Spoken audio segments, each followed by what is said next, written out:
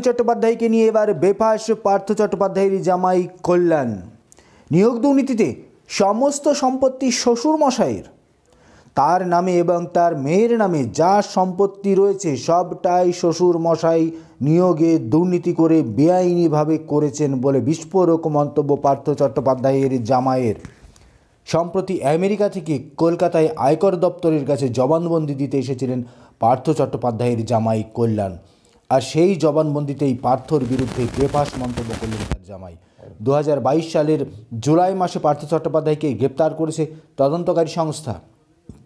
তারপর থেকে বহুদিন পেরিয়ে গেলেও প্রকাশ্যে কল্যাণকে মুখ খুলতে দেখা যায়নি। পার্থকন্যা সোহিনীও বাবার গ্রেপ্তারি নিয়ে মন্তব্য করেননি। কিন্তু এবার পার্থর মেয়ে জামাই একসঙ্গে কলকাতায় আসার পরেই পার্থর জামাইকে কলকাতায় আয়কর দপ্তরে দেখা যায়।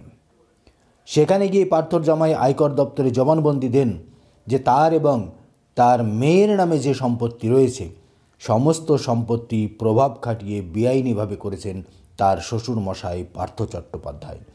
নিয়োগ দুর্নীতিরই সম্পত্তি কিনা প্রশ্ন করা হলে তিনি বলেন, শুধু নিয়োগ দুর্নীতিই নয়, একাধিক জায়গায় বেনামে বেআইনিভাবে প্রভাব খাটিয়ে বিপুল পরিমাণ সম্পত্তির পাহাড় করেছেন তার শ্বশুর মশাই পার্থ চট্টোপাধ্যায়।